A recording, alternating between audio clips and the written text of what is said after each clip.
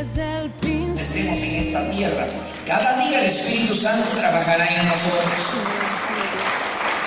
Dios no anda buscando gente perfecta, Dios anda buscando gente dispuesta para perfeccionarlo a través de su Espíritu Santo y la luz de su palabra.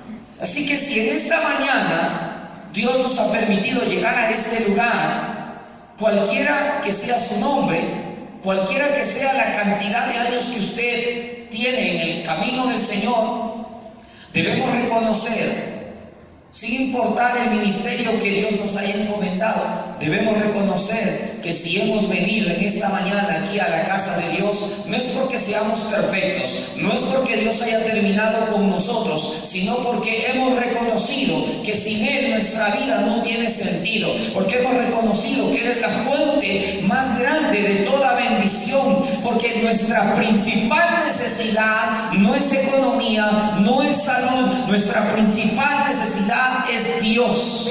Por eso estamos aquí en esta mañana.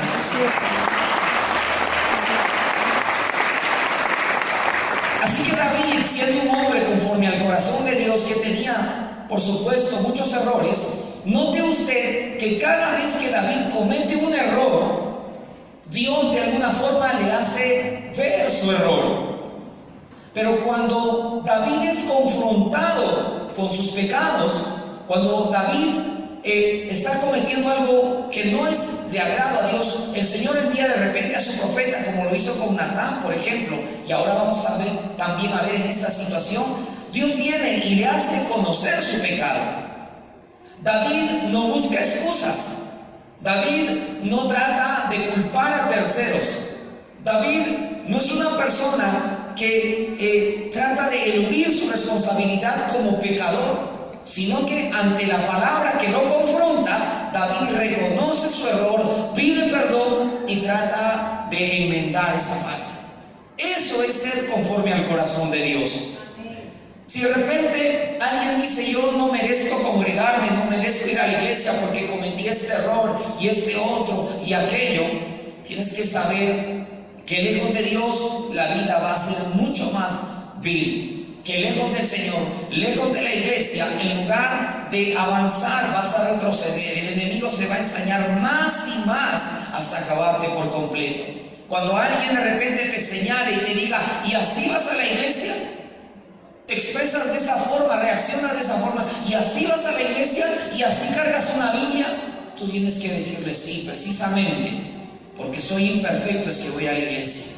Precisamente porque necesito de Dios es que voy a la iglesia. Dios no ha terminado conmigo. Con Telmo Bazán, con Laura Vargas, con Mario, Dios no ha terminado con nosotros. Por eso acudimos a su presencia. Y hoy te digo una vez más: no dejes de congregarte, no dejes de buscar de Dios, porque el Señor ha prometido terminar la obra que ha iniciado en ti. ¿Cuántos dicen gloria a Dios? Gloria a Dios.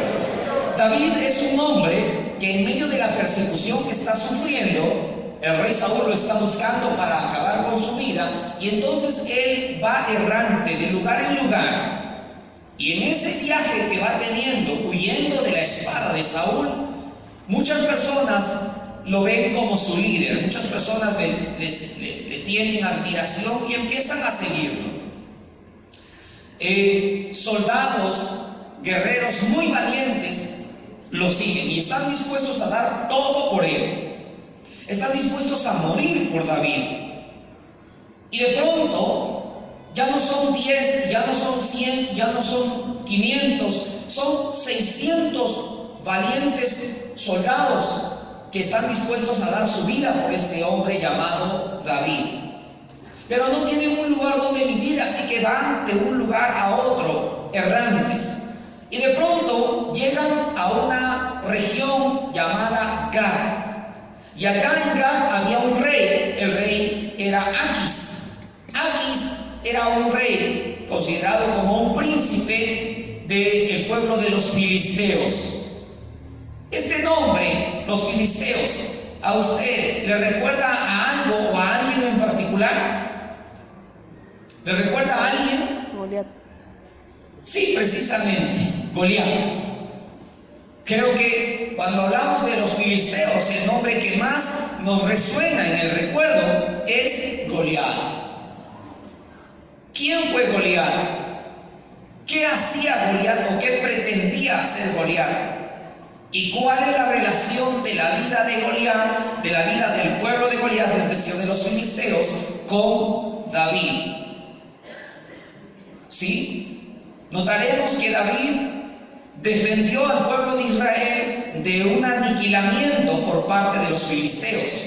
Los filisteos habían organizado un ejército y estaba al frente de ese ejército un gigante de poco más de 3 metros de altura, llamado Goliat.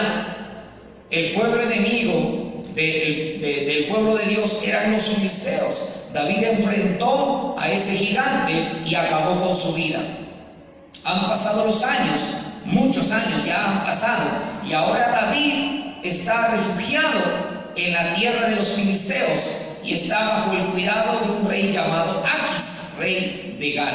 Este rey, Aquis, le da la bienvenida a David y le dice: está bien, puedes morar en mis tierras, yo sé que Dios te ha favorecido y no hay batalla que tú hayas perdido. Tú eres un hombre de guerra, un hombre que conoce de la batalla, que conoce de la estrategia y se maneja como nadie en este lugar. Así que con mucho gusto yo te recibo aquí en mi reino. Ve donde tú quieras morar y haz del lugar que tú hayas elegido tu casa y la casa de los que estén contigo. Así que David busca en medio de esa región de Gad y encuentra un valle hermoso llamado Siclag. Y allá en Siclag David se asienta junto con sus 600 valientes soldados, además de las familias de estos 600 valientes y por supuesto de la familia de David, sus 2 esposas y los hijos que ya tiene con estas. Están viviendo ahí muy contentos, muy felices, pero póngase por un momento a recordar cada una de las palabras que le dijo el rey Aquis. Tú eres un hombre de guerra, tú eres valiente, tú sabes de estrategia militar, y lo fue endulzando. Fue haciéndole mirar sus capacidades, sus dones, sus mejores habilidades, todo aquello que Dios le había dado. Le dice en qué es bueno y lo hace sentir bien. ¿Sí? Pero en el lenguaje espiritual podemos reconocer que esa persona que le está diciendo las cualidades de David no es una persona de Dios, es el representante del mismo diablo, porque es el representante del pueblo de los filisteos. Este hombre entonces trabaja los sentimientos de David, y de pronto pasan los meses. ¿Sí? David estaba viviendo ahí, no vivió decentemente, no honró completamente a este rey Aquis, pero pasados ya bastantes meses se da una guerra entre los madianitas y el pueblo de los filisteos. Así que los filisteos deciden reunir un ejército. Todos los príncipes de los filisteos arman ejércitos y van al frente de batalla. Uno de los príncipes de los filisteos es precisamente Aquis, quien le habla a David y le dice: David, tú eres un hombre de guerra, tú eres un hombre valiente, el Señor está contigo y Él siempre te da la victoria. Le dice cosas bonitas, son ciertas, le dice cosas buenas, resalta las cualidades de Jesús, no está faltando a la verdad. Y entonces le lanza la estocada final. El rey Aquis, príncipe de los filisteos, le dice a David: deseo que vayas conmigo a luchar contra nuestros enemigos. Deseo que vengas a formar parte del ejército de los filisteos. Desde ahí, desde donde usted está, ¿cuál sería su respuesta? Usted, ¿qué sería lo que usted respondería? Desde afuera es muy fácil responder, mirar la imagen, analizar los antecedentes y por supuesto, como usted está pensando, también mi respuesta sería no. Sin embargo, David acepta y dice: sí, está bien, vamos. Así que David deja a sus mujeres, a sus hijos, a sus hijas, junto con las familias de sus 600 soldados y avanzan con el rey Aquis. Y aquí hay un gran detalle. El detalle es que David no tuvo el valor para decirle no a una persona que le había favorecido materialmente, pero que ahora lo estaba llevando a una causa que no era justa, que no era grata delante de los ojos de Dios. No es pecado que usted reciba ayuda de una persona impía, porque Dios utiliza los cuerpos para bendecir a sus hijos y a sus hijas. Pero lo que sí está mal es que usted comprometa su honestidad, su santidad, su relación con Dios, y que por agradar a la persona que de alguna forma le ha favorecido, usted rompa su relación con Dios. Puede ser para desarrollar algún proyecto que no esté dentro de la voluntad perfecta de Dios. Puede ser para desarrollar una empresa que no sea grata a los ojos de Dios. Puede ser para formar una relación que no tenga el respaldo de Dios. A veces por vergüenza no decimos no y decimos sí, y nos envolvemos en algo que sabemos que es pecaminoso, que sabemos que está mal. Por agradar al amigo, por agradar al familiar, por agradar al alcalde, por agradar a tantas personas, muchas veces nos detiene el no. ¿Y por qué? Porque la persona ya nos ha brindado una ayuda y de alguna forma nos ha ligado, nos ha condicionado para apoyarle en toda circunstancia, cuando no debería ser así. ¿Cómo es que podemos clarificar esta situación? Le doy la pauta. Dios es nuestro sustento. Amén. Diga conmigo: el Señor es mi sustento. El Señor es mi sustento. La Biblia en hebreo le denomina con el término Jireh.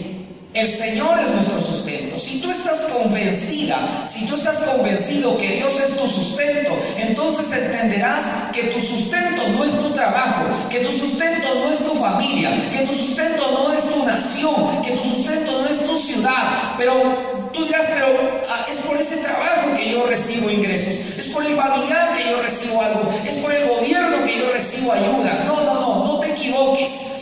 El gobierno, tus familiares, tu trabajo y todos esos elementos solamente son cosas, son cuervos que Dios utiliza para bendecir tu vida. Pero el que te sustenta, el que te cuida, el que te restaura, el que te entrega las bendiciones es Dios. No importa la fuente, no importa el medio, lo que importa es la fuente. Él es la fuente. Pero puede utilizar a cualquiera o a cualquiera. Así que usted debe tener eso claro para que no se sienta obligado a ir en todos los proyectos que alguien le proponga. Póngalo en oración y pregúntese por un momento si esa relación es de Dios, si ese negocio es de Dios, si esa alianza es de Dios. Porque cuando Dios te invita, imagínense que Dios baja del cielo, se hace hombre y te dice: te invito a un restaurante. Mi pregunta es: ¿quién pagará? ¿Quién invita?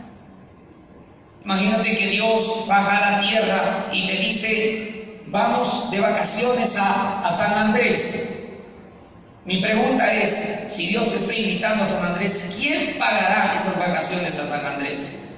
Si Dios te dice: vamos a hacer una campaña evangelística en la cárcel de Nariño, si Él te está invitando, mi pregunta es: ¿quién te va a respaldar? ¿Cuántos dicen gloria a Dios? Gloria a Dios.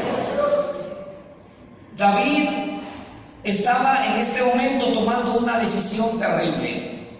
Estaba decidiendo ir a donde Dios no lo había enviado, por complacer a este hombre por un lado, pero por el otro, por desarrollar sus dones y sus talentos, las habilidades que Dios le había dado. El rey Aquis le había dicho en qué era bueno, y él reconoció palabras de verdad en los labios de Aquis. Pero esa verdad era para manipularlo, para llevarlo hacia algo que no era bueno. Eso me recuerda a la voz de un muchacho muy guapo, muy atractivo, un muchacho mundano que le habla a una chica cristiana y le dice: ay, sí, tan bonito eso de la iglesia, eso es tan bello, algún día quizá yo vaya para allá. porque la gente es tan honesta, las muchachas son tan lindas, tan juiciosas, y le está diciendo cosas bonitas, pero está metiéndose por su oído para carcomer su cerebro y luego aprovecharse de esa muchacha. Cuidado con tus necesidades. A veces tenemos necesidades económicas, necesidades de llevar el evangelio, tantas necesidades, pero el enemigo muchas veces toma nuestras necesidades y las manipula. Cuando tengas necesidad de algo, cuando tengas la necesidad de desarrollar tu más bello don, la cualidad, ¿sí? Cuando tú tengas que desarrollar aquella capacidad más hermosa que Dios te haya dado, ten mucho cuidado de que el desarrollo de este don, de este talento, de esta habilidad, sea dirigido por el Espíritu Santo, esté dentro de la voluntad perfecta de Dios. No tengas miedo a los silencios de Dios, a los tiempos en los que quizás no siempre vemos lo que queremos. A veces el silencio de Dios es mejor que nuestra propia decisión alocada. A veces nosotros queremos hacer las cosas y pensamos que está bien unirnos con cualquiera, ir a cualquier lugar y hacer lo que sea, pero no. Nunca debes descuidar la oración. Y cuando algo te resulta muy difícil de entender, cuando algo te resulta muy extraño, entonces acude a tus pastores. Acude a tus pastores y coméntales aquel proyecto que tienes, aquella propuesta que te han hecho, para que ellos puedan apoyarte en oración y así puedas tomar la decisión adecuada. ¿Cuántos dicen gloria a Dios? Samuel nos detalla en este versículo número 4 que David y sus hombres llegaron de esa batalla y lloraron amargamente. Lloraron hasta que no les faltó fuerzas. ¿Sabe por qué? Porque cuando finalmente el rey Aquis había convencido a David y a sus 600 soldados de ir a pelear para ellos, para los filisteos, cuando ya estaban allá en el frente de batalla, habían pasado 3 días de camino. Imagínense. Ahora están allá en el frente de batalla y otros de los príncipes de los filisteos notan la presencia de David y le hablan al rey Aquis y le dicen: ¿y por qué David está acá? Es mi invitado, dice Aquis. Los príncipes de los filisteos le dicen: no, Aquis, ¿cómo se te ocurre traer a este David? Él hace muchos años acabó con la vida de nuestro gigante Goliat y ahora quizás se quiere volver en contra nuestra. No debiste haberlo traído. Puede ser que nos traicione en medio de la batalla. Por favor, dile que se vaya. Con toda la vergüenza, el rey Aquis tiene que voltear a David y decirle: David, yo sé que tú tienes el respaldo de Dios y contigo teníamos la victoria segura, pero tienes que irte. Sin embargo, ya era demasiado tarde, porque el diablo ya había cometido toda su fechoría. Ya había tenido suficiente tiempo como para robar, matar y destruir. Ya había tenido suficiente tiempo como para hacer estragos en la vida de David, aunque David aún no lo sabía. Aunque los 600 que estaban junto a David tampoco lo sabían. Ya 3 días de camino, más otros 3 días de camino, representaban prácticamente una semana que esas niñas, esos niños, esas mujeres y esos ancianos habían quedado a merced de cualquier malhechor o grupo de malhechores. Y así fue. Mientras ellos salieron y regresaron en el transcurso de esos 6 días, no sé cuál de esos días, ese pueblo de Siclag donde habitaba David y sus hombres había sido asolado. Llegaron estos malhechores, saquearon, probablemente violaron, patearon, puñetearon, hicieron toda clase de desgracias y de vejámenes en contra de esas personas. Quemaron todo, nada quedó en pie, todo fue arrasado, destruido. Y se robaron y se llevaron lo mejor que había. Gracias a Dios, dice en el versículo 2, ninguna de las personas había muerto. Y eso me imagino que lo comprobaron porque no encontraron cuerpo alguno. Pero David llora desesperadamente, llora todo el sufrimiento que le había causado a sus esposas. Pensar las humillaciones que soportaron sus hijas. Pensar todos los golpes que tuvieron que aguantar cada uno de sus hijos, todos ellos menores de edad. Es una situación bastante dura. Quizá pasa por ellos la idea de la muerte, quizá piensa que ya violaron a sus mujeres y las asesinaron, o quizá ya mataron a esos niños, o quizá ya mataron a aquellos ancianos, los abuelos de alguno de ellos. Y a veces uno tiende a amar más a los abuelos que a los padres, porque el abuelo a veces es un poco más de piel, más sentimental, y lloran desesperadamente. Y en medio de ese llanto, alguno de ellos termina primero su sollozo, su llanto, y luego que termina de llorar, dice: la culpa de nuestra desgracia es de David. David tiene la culpa porque él nos llevó a pelear una pelea que Dios no lo envió. Él nos arrastró a esa pelea. Matémoslo, acabemos con su vida. David, un tipo que no tuvo consideración de nuestra familia. Y aquí vemos una situación triste del ser humano, que hay muchas personas que dedican mucho tiempo, mucho trabajo para bendecir a otros, pero que con 2 o 3 errores las personas suelen ser tan ingratas que valoran más el error cometido que años de bendiciones recibidas. Por eso decía un poeta argentino: qué triste es ver a un padre cómo se deshace para criar a sus hijos. Qué triste es ver la realidad en este mundo, que muchas veces un padre puede criar a 12 hijos, pero muchas veces esos 12 hijos no son capaces de amar y cuidar en la vejez a ese padre, porque el ser humano tiende a olvidar las bendiciones de Dios. David está escuchando que la gente lo quiere matar, lo quiere apedrear, pero David no se levanta para insultar, no se levanta para meter puño. David no se levanta para reaccionar en su carne. Mire qué hermoso. Mucha gente sufre hambre, miseria, traición. Mucha gente sufre distintas situaciones terribles en sus vidas, y eso les permite llegar a los pies de Cristo. Les permite llegar a aquella puerta, aquel pan, aquella agua, aquella luz, aquella fuente inagotable de toda bendición. Sin embargo, tristemente podemos ver que muchas personas sufren toda clase de calamidades y sin embargo mueren sin correr a los pies de Cristo. No ven el ir a Jesús como una opción y mueren sin pena ni gloria. David está escogiendo la mejor parte. Él reconoce que se ha equivocado, él reconoce que tomó malas decisiones y él reconoce que es su culpa. No es Dios el que le robó a sus hijos, no es Dios el que le robó a su esposa, no es Dios el que quemó esa ciudad, no, porque no fue Dios el que lo envió a aquel lugar, porque no fue Dios el que lo envió a esa batalla, fue él quien quiso ir.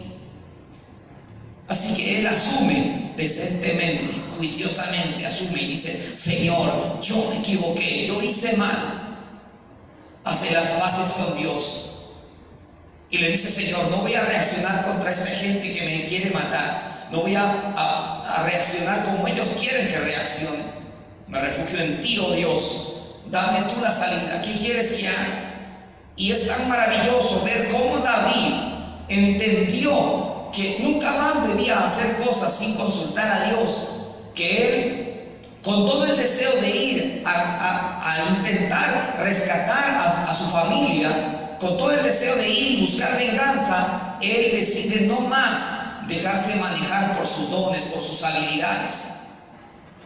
Porque los dones que Dios te ha dado, las habilidades que Dios te ha dado, no son para que tú te envanezcas, no son para que esas actividades que tú realizas te manejen. El dinero que tú puedas tener no ha sido dado por Dios para que te maneje. No, tú tienes que manejar el dinero.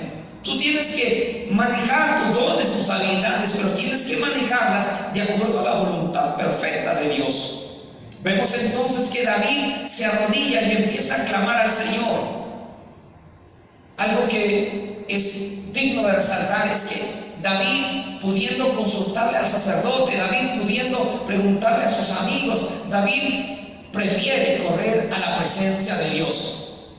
Te digo una gran verdad: el pastor puede orar mucho por ti, los líderes pueden orar mucho por ti, por tu familia, por tu economía, por tu ministerio. Y sí, somos llamados a orar los unos por los otros.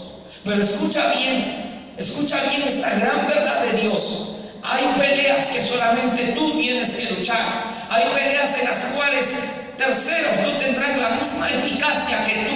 Hay peleas en las cuales tú te tienes que levantar. Llegarán momentos en tu vida en que tú tienes que levantarte y pelear por tu matrimonio, por tu ministerio, por tu familia, y decirle al diablo: enemigo, estás vencido, suelta lo que por derecho es mío, y el Señor te dará la victoria. Pero tú tienes que levantarte a orar, a ayunar, a sembrar en el reino de Dios. Eso de sembrar en el reino de Dios me resulta casi que tragicómico. He visto a muchos empresarios invitar a pastores a orar porque sus empresas no están avanzando, porque hay ciertos colapsos económicos. Y eso no tiene sentido, ni siquiera tiene una base bíblica, el llevar a un pastor a orar por una empresa, cuando en realidad la clave del crecimiento económico se llama diezmo y ofrenda. Ningún empresario va a ser próspero si no está diezmando o si no está ofrendando. Hay cosas que tú tienes que hacer y no otro puede hacer por ti. David entonces ya no va al sacerdote, no pide consejo de otro, sino que va directamente a la presencia de Dios. Esto simboliza el efod.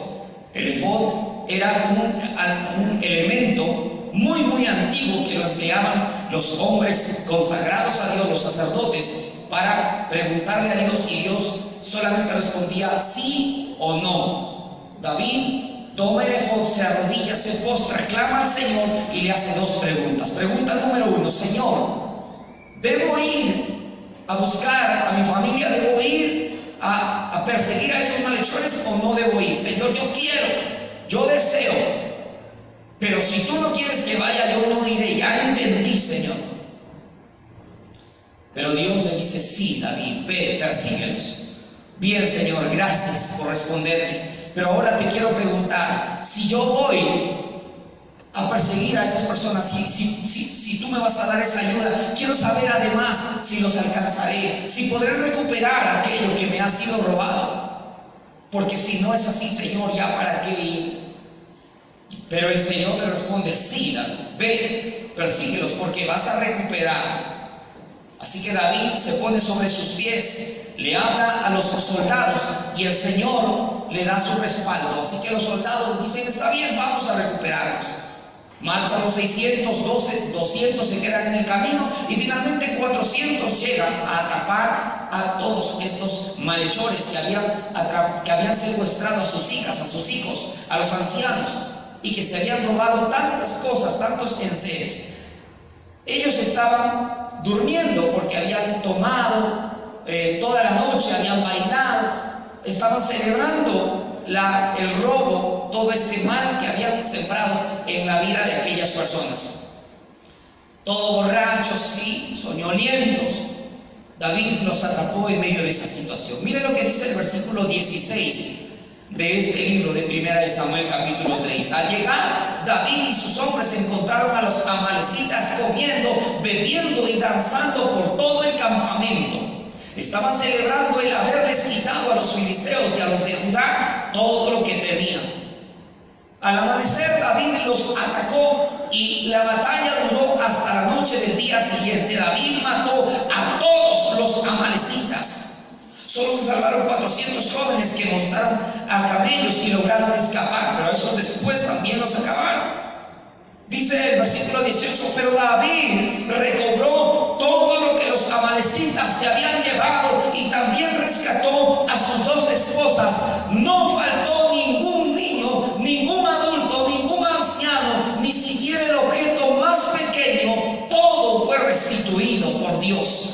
Hoy en esta mañana te digo esta misma realidad, que si tú confías en el Señor, sin importar a dónde hayas ido, sin importar qué mala decisión hayas tomado, sin importar con quién te hayas asociado, hoy si tú corres al altar de Cristo, hoy si tú te reconcilias con el Señor, hoy si tú decides levantarte y pelear por tu bendición, hay un Dios en el cielo que habita en este lugar, que habita en tu corazón, que es un Dios de los imposibles, y Él te restituirá todo lo que el diablo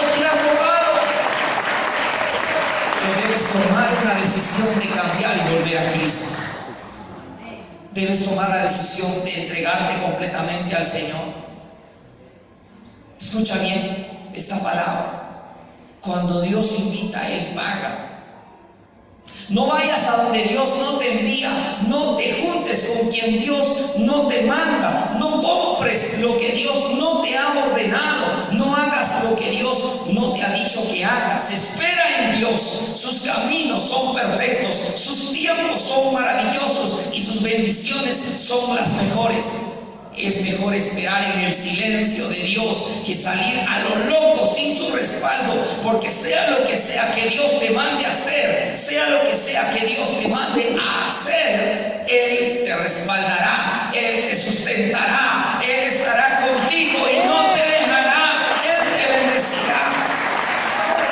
Pero tienes que seguir su palabra, tienes que seguir hacia donde Él quiere que vayas. Maravillosa palabra, porque al final la Escritura nos dice que David pudo recuperar todas las vacas, las ovejas, los utensilios, todo aquello el Señor se lo devolvió. Hoy te invito a que, como decía o como dice la alabanza que mi esposa cantó, hoy te invito a que tú le digas al Señor: siéntate en el trono de mi corazón. Señor, ocupa el primer lugar en mi vida. Quiero menguar para que crezcas tú. Que las personas, cuando te escuchen hablar, puedan distinguir la voz de Jesús en tus labios, las palabras de Jesús en tus labios.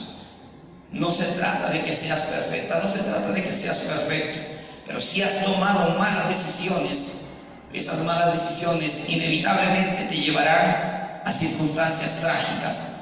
Pero sin importar qué tan trágica sea la circunstancia, sin importar qué tan trágica sea la realidad de alguien, de ese mismo lugar horrible, desagradable, de ese mismo lugar de miseria, una actitud de humildad, una actitud de reconocimiento de equivocación y de reconocimiento de la necesidad de Dios lo puede cambiar todo. Hoy Dios lo puede cambiar absolutamente todo, si tan solo tú le dices: Señor, te necesito, Señor, quiero más de ti. Quisiera saber si hay alguien en esta preciosa mañana que por primera vez haya asistido a la iglesia, que levante su mano, por favor. Alguien que haya sido invitado, haya venido por primera vez.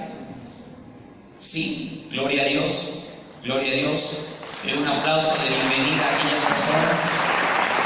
Si alguien por la televisión o por internet ha venido, si alguien está escuchando por primera vez este mensaje, te invitamos a que puedas hacer de Jesús el Señor de tu vida, el Salvador. Él puede salvar tu economía, Él puede salvar tu matrimonio, Él puede salvar tu vida, Él puede salvar tu ministerio, sin importar qué tan malas decisiones hayas tomado, sin importar hasta dónde hayas ido, sin la voluntad de Dios. Hoy el Señor está dispuesto a perdonarte, a borrar la historia del pasado miserable, del pasado pecaminoso, del pasado del robo, del fracaso, y reescribir una historia de bendición donde tú seas el protagonista.